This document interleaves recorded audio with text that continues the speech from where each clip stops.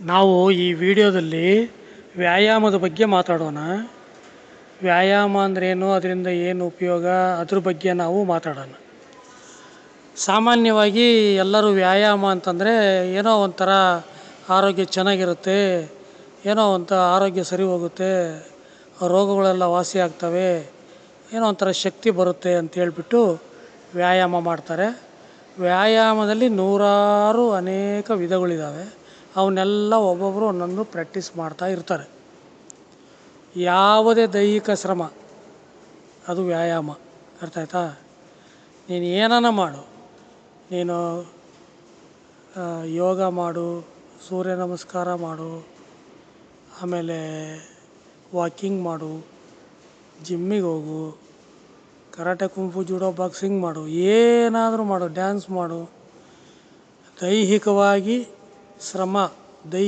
ಶ್ರಮಪಟ್ಟು ಮಾಡುವ ಯಾವುದೇ ಕೆಲಸ ಅದು ವ್ಯಾಯಾಮ. ಈಗ ಅನೇಕ ತಪ್ಪು ಕಲ್ಪನೆಗಳು ಸಾಮಾನ್ಯ ಜನಗಳಲ್ಲಿ ಇರುತ್ತೆ. ಆದರೆ ನಾವು ಅದನ್ನು ಸರಿಪಡಿಸೋ ಒಂದು ಪ್ರಯತ್ನ ಮಾಡ್ತಾ ಇರಬೇಕು. ಈಗ ಭಾಳಷ್ಟು ಜನ ಒಂದು ಕಲ್ಪನೆ ಇದೆ, ಏನಪ್ಪ, ವ್ಯಾಯಾಮ ಮಾಡಿಬಿಟ್ರೆ ಶಕ್ತಿ ಬರುತ್ತೆ, ವ್ಯಾಯಾಮ ಮಾಡಿಬಿಟ್ರೆ ಕಾಯಿಲೆ ಎಲ್ಲ ವಾಸಿ ಆಗುತ್ತೆ, ವ್ಯಾಯಾಮ ಮಾಡಿಬಿಟ್ರೆ ಆರೋಗ್ಯ ಚೆನ್ನಾಗಿರುತ್ತೆ, ಆರೋಗ್ಯ ಹೆಚ್ಚಾಗುತ್ತೆ. ಇದು ಕಾನ್ಸೆಪ್ಟು ಸಾಮಾನ್ಯ ಮನುಷ್ಯರಲ್ಲಿ ಇರುತ್ತೆ. ವಿದ್ಯಾವಂತರು, ಜ್ಞಾನಿಗಳು, ಬುದ್ಧಿವಂತರು, ಹಿರಿಯರು ವ್ಯಾಯಾಮ ಮಾಡೋದಕ್ಕೆ ಶಿಫಾರಸು ಮಾಡ್ತಾರೆ. ಯಾವುದೇ ವ್ಯಕ್ತಿ ವ್ಯಾಯಾಮ ಮಾಡಿದರೆ ಒಳ್ಳೆಯದಾಗುತ್ತೆ ಅಂತ ಯಾರು ಹೇಳ್ತಾರೋ, ಯಾವುದೇ ವ್ಯಕ್ತಿ ಅವನು ಅದನ್ನು ಅಭ್ಯಾಸ ಮಾಡಿರಲ್ಲ, ಹೇಳಿದ್ದು ಕೇಳಿದ್ದು ನೋಡಿದ್ದು ಮಾತಾಡ್ತಾ ಇರ್ತಾನೆ. ನಿಜವಾಗಲೂ 25-30 ವರ್ಷ ವ್ಯಾಯಾಮ ಮಾಡಿ ಅದರಿಂದ ಆಗ್ತಕ್ಕಂಥ ಲಾಭ ನಷ್ಟಗಳನ್ನ ಕಂಡಿಡಿದು ಜನಗಳಿಗೆ ಹೇಳುವಂಥ ಕೆಲಸ ಯಾರೂ ಮಾಡಲ್ಲ. ಯಾರೋ ಅನುಭವಿಗಳು ಮಾತು ಕೇಳಿದ್ದು ಹೇಳಿದ್ದು ನೋಡಿದ್ದು ಜನಗಳಿಗೆ ಮಾರ್ಗದರ್ಶನ ಮಾಡ್ತಾರೆ. ಕೆಲವರು 1 ವರ್ಷ 2 ವರ್ಷ ಅಭ್ಯಾಸ ಮಾಡಿ ಅದನ್ನು ಜನಗಳಿಗೆ ಮಾರ್ಗದರ್ಶನ ಮಾಡ್ತಾರೆ, ನಾವು ಗುರುಗಳು ಅಂತ ತಿಳ್ಕೊಂಡು. ಯಾವತ್ತೂ ಒಂದು ವ್ಯಾಯಾಮ ಹೇಳ್ಕೊಡುವಂಥ ಗುರುಗಳು ಸತತ 25 ವರ್ಷಗಳ ಕಾಲ ಅದನ್ನು ಅಭ್ಯಾಸ ಮಾಡಿರಬೇಕು. ಅಂಥವರು ಗುರುಗಳಾಗೋದಕ್ಕೆ ಯೋಗ್ಯರಾಗಿರ್ತಾರೆ. ನಾವು ಸತತ 40 ವರ್ಷಗಳ ಕಾಲ ಈ ವ್ಯಾಯಾಮದ ಬಗ್ಗೆ ಅಧ್ಯಯನ ಮತ್ತು ಸಂಶೋಧನೆ, ಪ್ರಾಕ್ಟಿಕಲ್ ಎಕ್ಸ್ಪರಿಮೆಂಟ್ ಮಾಡಿ ಅದರಿಂದ ಆಗ್ತಕ್ಕಂಥ ಲಾಭ ನಷ್ಟಗಳನ್ನು ನಾವು ಜನಗಳಿಗೆ ಮಾರ್ಗದರ್ಶನ ಮಾಡ್ತೀವಿ. ಎಲ್ಲರೂ ನಮ್ಮ ಥರನೇ ಮಾಡಬೇಕು. ಅನುಭವ ಇಲ್ಲದೆ ಯಾವ ಮಾತು ಆಡಬಾರ್ದು.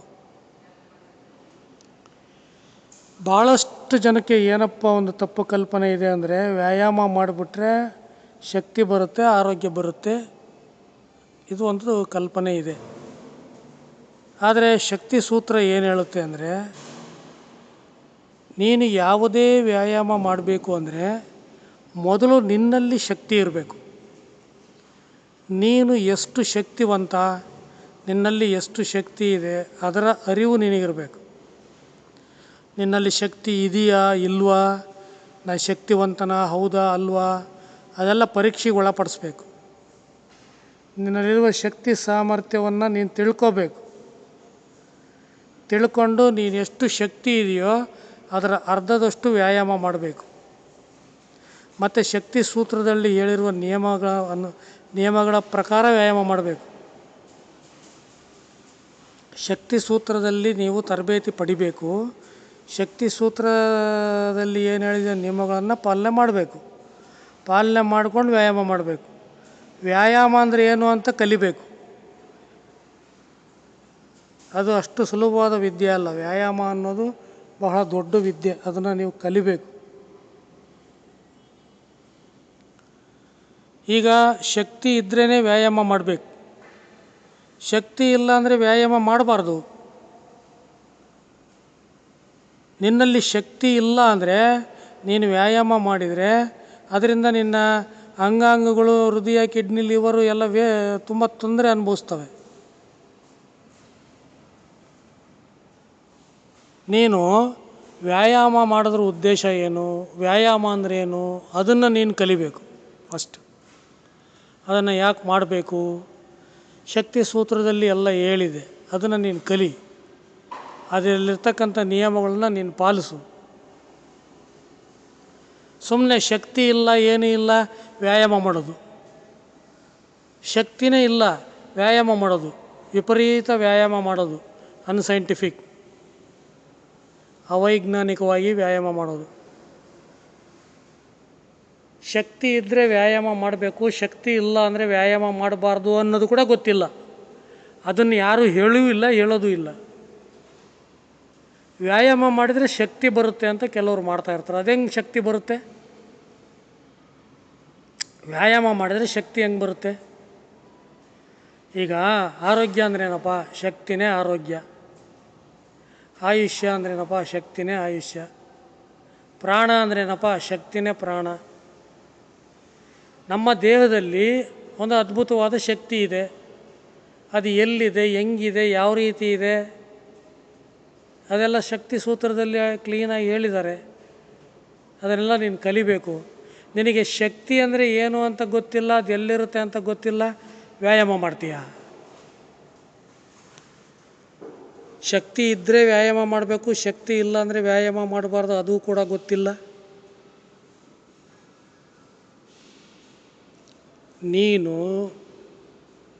ಮೊದಲು ಶಕ್ತಿವಂತನಾಗು, ಆಮೇಲೆ ವ್ಯಾಯಾಮ ಮಾಡು.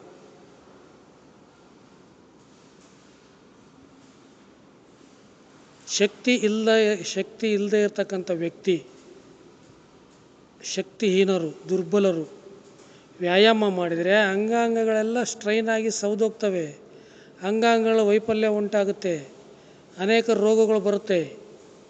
ಶಕ್ತಿ ಇಲ್ಲದೆ ಇದ್ದರೆ ವ್ಯಾಯಾಮ ಮಾಡಬೇಡ.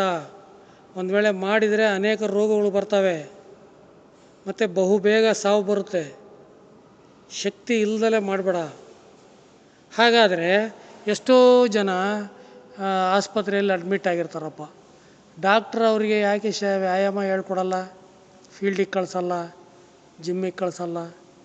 ಅವ್ರ ಹತ್ರ ಏನು ಎದ್ದೇಳೋಕ್ಕಾಗಲ್ಲ, ಶಕ್ತಿನೇ ಇರಲ್ಲ, ಓಡಾಡೋಕ್ಕೆ ಶಕ್ತಿ ಇರಲ್ಲ.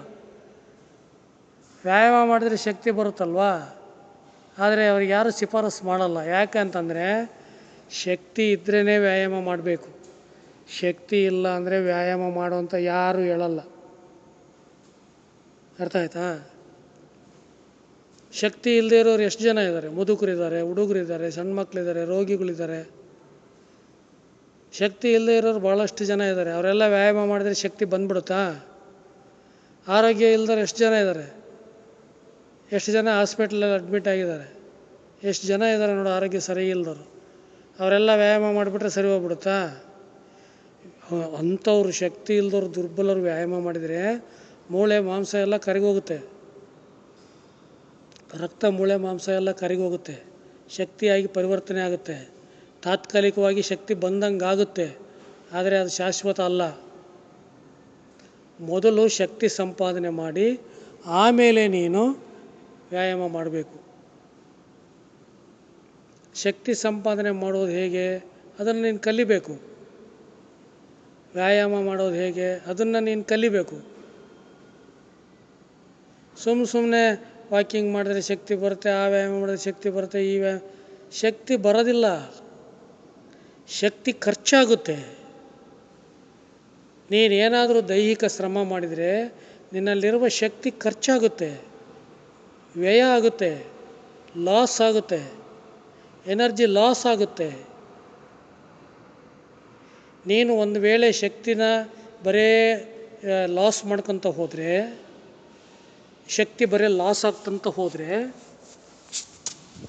ಏನು, ಶಕ್ತಿ ಲಾಸ್ ಮಾಡ್ಕೊಂತ ಹೋದರೆ ದೇಹದಲ್ಲಿರ್ತಕ್ಕಂಥ ಎಲ್ಲ ಅಂಗಾಂಗಗಳು ಕರಗೋಗ್ತವೆ.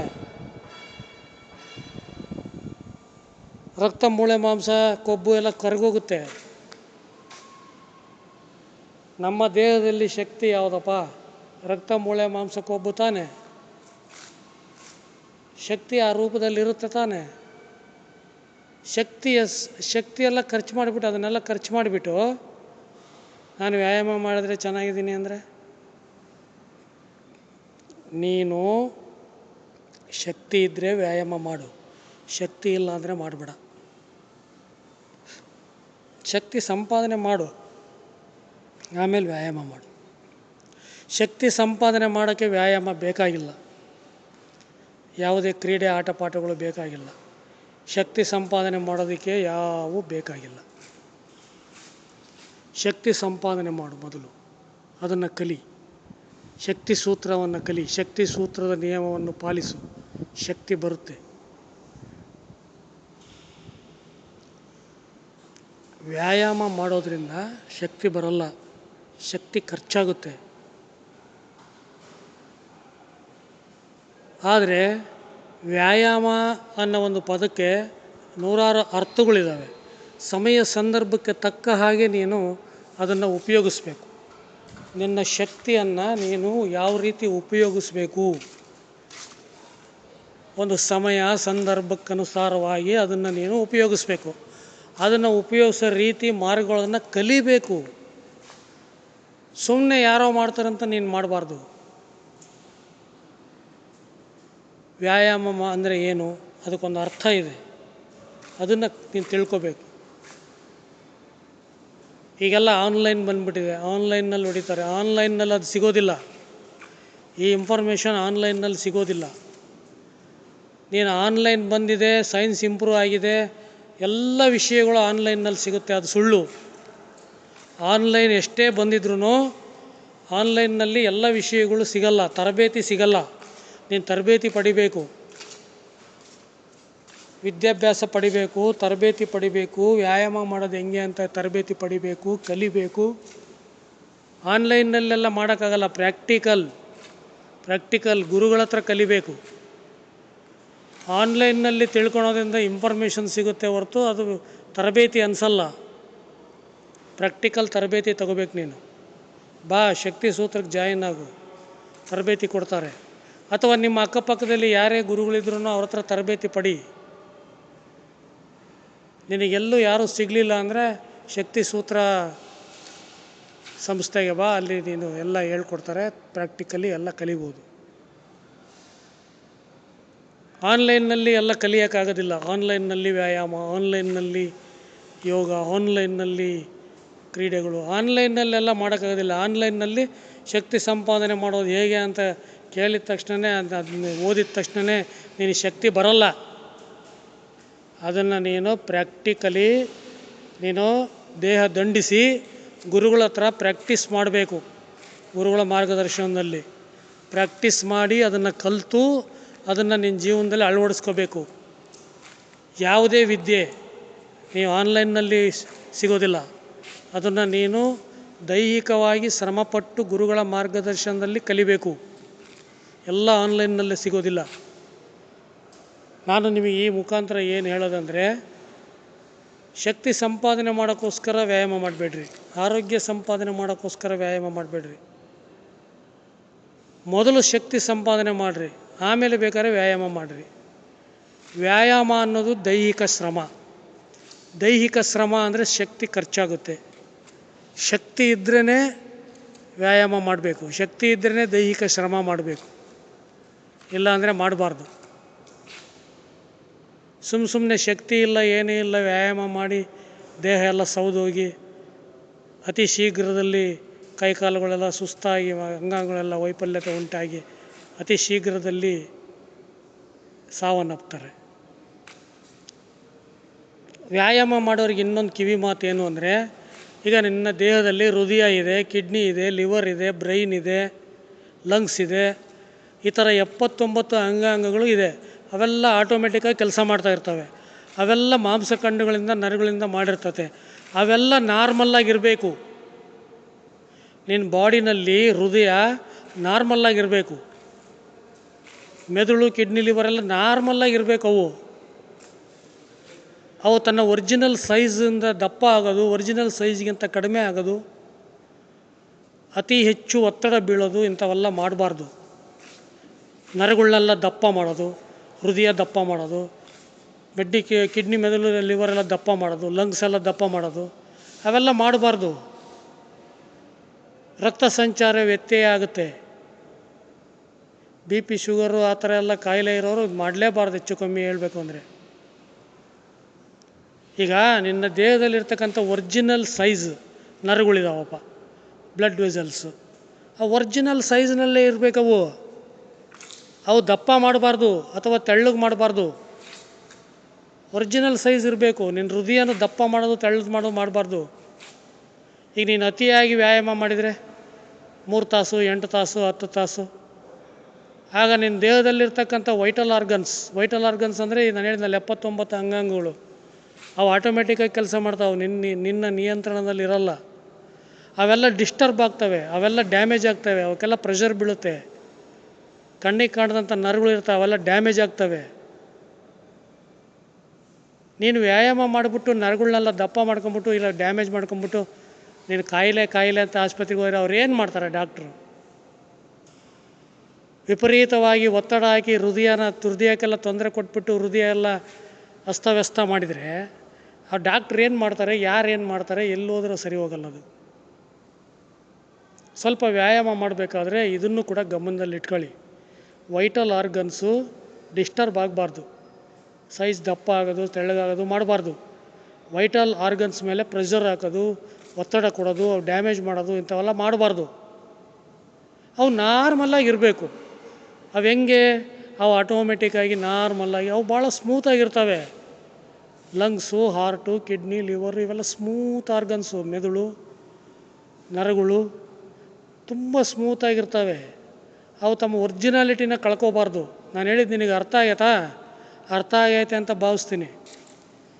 ನಮ್ಮ ದೇಹದಲ್ಲಿರ್ತಕ್ಕಂಥ ಅಂಗಾಂಗಗಳು ತಮ್ಮ ಒರಿಜಿನಾಲಿಟಿ ಕಳ್ಕೋಬಾರ್ದು, ಅವು ಸೈಜ್ ಕಳ್ಕೋಬಾರ್ದು, ಅದಕ್ಕೆ ಹೆಚ್ಚು ಸ್ಟ್ರೈನ್ ಕೊಡಬಾರ್ದು. ಆದರೆ ಆಪತ್ಕಾಲದಲ್ಲಿ ನಮ್ಮ ಪ್ರಾಣ ರಕ್ಷಣೆಗಾಗಿ ನಾವು ಏನು ಮಾಡಿದ್ರೂ ನಡೀತೈತೆ, ಉಪಯೋಗಿಸ್ಬೋದು ನಮ್ಮ ಶಕ್ತಿನ. ಆ ಸಂದರ್ಭದಲ್ಲಿ ಅವೆಲ್ಲ ಸ್ಪಂದಿಸ್ತವೆ. ತಾತ್ಕಾಲಿಕವಾಗಿ ಸ್ವಲ್ಪ ತೊಂದರೆ ಕೊಟ್ಟು ಆಮೇಲೆಲ್ಲ ಸರಿ ಹೋಗ್ತವೆ. ಈಗ ವ್ಯಾಯಾಮ ಮಾಡ್ತಾರೆ, ಬಾಡಿ ಎಲ್ಲ ಡಿಸ್ಟರ್ಬ್ ಆಗುತ್ತೆ, ಅಂಗಾಂಗಗಳೆಲ್ಲ ಡಿಸ್ಟರ್ಬ್ ಆಗುತ್ತೆ, ತುಂಬ ಗಟ್ಟಿ ಮಾಡ್ಕೊತಾರೆ ಬಾಡಿನ. ಅವು ನಾರ್ಮಲ್ ಸೈಜಿಗೆ ಬರೋದಕ್ಕೆ 48 ಅವರ್ಸ್ ಆಗುತ್ತೆ. 48 ಅವರ್ಸ್ ರೆಸ್ಟ್ ಕೊಡೋಲ್ಲ, ಹಂಗೆ ಮಾಡ್ತಾನೇ ಇರ್ತಾರೆ. ವ್ಯಾಯಾಮ ಹಿಂಗೇ ಮಾಡಬೇಕು ವ್ಯಾಯಾಮ ಅಂತ ರೂಲ್ಸ್ ಇದೆ, 100 ರೂಲ್ಸ್ ಇದೆ. ಅದನ್ನೆಲ್ಲ ನಾನು ಈ ವಿಡಿಯೋದಲ್ಲಿ ಹೇಳೋಕ್ಕಾಗಲ್ಲ. ನೋಡಿ, ಅಂಗಾಂಗಗಳಿಗೆ ಸ್ಟ್ರೈನ್ ಆಗಬಾರ್ದು, ಆ ಒರಿಜಿನಾಲಿಟಿ ಕಳ್ಕೋಬಾರ್ದು. ಇದೊಂದು ನೆನ್ಪಿಟ್ಕೊಳ್ಳಿ. ಶಕ್ತಿ ಖರ್ಚಾಗಬಾರ್ದು, ಶಕ್ತಿ ಸಂಪಾದನೆ ಮಾಡಬೇಕು. ಶಕ್ತಿ ನಾಶ ಆಗಬಾರ್ದು, ಶಕ್ತಿ ವೇಸ್ಟ್ ಆಗಬಾರ್ದು. ಇದೊಂದು ನೆನ್ಪಿಟ್ಕೊಳ್ಳಿ. ವ್ಯಾಯಾಮ ಅಂದರೆ ಏನು ಅಂತ ಕಲೀರಿ. ಅದು ಒಂದು ಎಜುಕೇಷನ್ನು.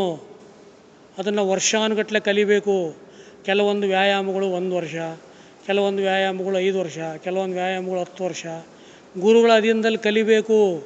ಸ್ವಂತವಾಗಿ ಕಲಿಬೇಡ್ರಿ, ಸ್ವಂತವಾಗಿ ಧರ್ಮಗ್ರಂಥಗಳನ್ನ ಓದಬೇಡ್ರಿ. ಗುರುಗಳಿಂದ ಕೇಳಿ ತಿಳ್ಕೊಂಡು ಜ್ಞಾನಿಗಳಾಗ್ರಿ. ನೀವೇ ಓದೋಕ್ಕೆ ಹೋಗಬೇಡ್ರಿ. ಅದೇ ರೀತಿ ಸ್ವಂತವಾಗಿ ಆನ್ಲೈನಲ್ಲಿ ನೋಡ್ಕೊಂಡು ವ್ಯಾಯಾಮ ಮಾಡಬೇಡ್ರಿ. ಪ್ರಾಕ್ಟಿಕಲಿ ಗುರುಗಳ ಹತ್ರ ದೇಹ ಶ್ರಮದಿಂದ ಕಲೀರಿ. ವರ್ಷಾನುಗಟ್ಟಲೆ ಕಲೀರಿ. ಅದೊಂದು ವಿದ್ಯೆ. ಕೆಲವರು ವಾಕಿಂಗ್ ಮಾಡ್ತಾ ಇರ್ತಾರೆ, ಅವರೊಬ್ಬರೇ ವಾಕಿಂಗ್ ಮಾಡ್ತಾ ಇರ್ತಾರೆ ಪಾರ್ಕ್ಗಳಿಗೆ, ರೋಡ್ಗಳಿಗೆ. ಅವ್ರ ಹೆಂಡ್ತಿ ಮಕ್ಕಳನ್ನ ಕರ್ಕೊಂಬರಲ್ಲ. ಯಾಕೆ? ಅವರೊಬ್ಬರೇ ಆರೋಗ್ಯವಾಗಿರ್ಬೇಕಾ? ಹೆಂಡ್ತಿ ಮಕ್ಕಳು ಆರೋಗ್ಯವಾಗಿರೋದು ಬೇಡ? ನೋಡಿ, ಇಂಡೈರೆಕ್ಟಾಗಿ ವ್ಯಾಯಾಮನ ಟೆಸ್ಟ್ ಮಾಡೋಕ್ಕೆ, ವಾಕಿಂಗ್ ಟೆಸ್ಟ್ ಮಾಡೋಕ್ಕೆ ಬರ್ತಿರ್ತಾರೆ ಅವರು. ವಾಕಿಂಗ್ ಮಾಡಿದರೆ ಕಲಿಯೋಕ್ಕೆ ಬರ್ತಿರ್ತಾರೆ, ಟೆಸ್ಟ್ ಮಾಡೋಕ್ಕೆ. ವಾಕಿಂಗ್ ಮಾಡಿದರೆ ರೋಗ ವಾಸಿ ಆಗುತ್ತಾ ಇಲ್ವಾ ಅಂತ.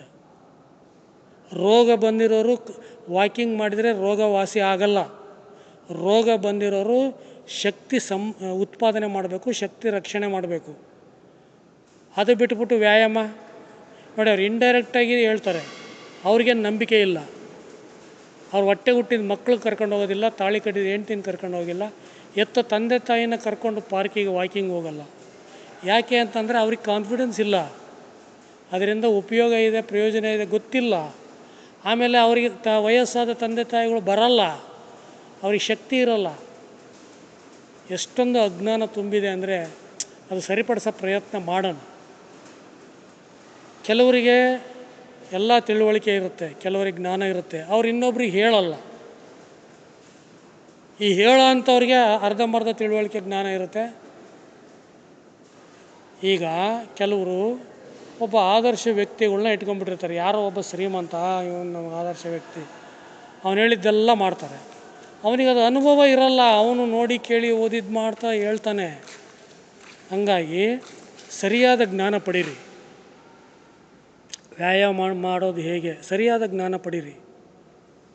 ಶಕ್ತಿ ಉತ್ಪಾದನೆ ಮಾಡೋದು ಹೇಗೆ, ಸರಿಯಾದ ಜ್ಞಾನ ಪಡೀರಿ. ಆರೋಗ್ಯ ಸಂಪಾದನೆ ಮಾಡೋದು ಹೇಗೆ, ಸರಿಯಾದ ಜ್ಞಾನ ಪಡೀರಿ. ಇವೆಲ್ಲ ಜ್ಞಾನಗಳನ್ನು ನೀವು ಪಡಿಬೇಕು, ಇವನ್ನೆಲ್ಲ ನೀವು ಕಲಿಬೇಕು. ಗುರುಗಳ ಅಧೀನದಲ್ಲಿದ್ದು ದೈಹಿಕ ಶ್ರಮದಿಂದ ಕಲಿಬೇಕು, ಇವನ್ನೆಲ್ಲ ತಿಳ್ಕೋಬೇಕು. ಯಾರೂ ಸ್ವಂತವಾಗಿ ಅನುಭವ ಇಲ್ಲದೆ, ತರಬೇತಿ ಇಲ್ಲದೆ ವ್ಯಾಯಾಮ ಮಾಡಬೇಡಿ.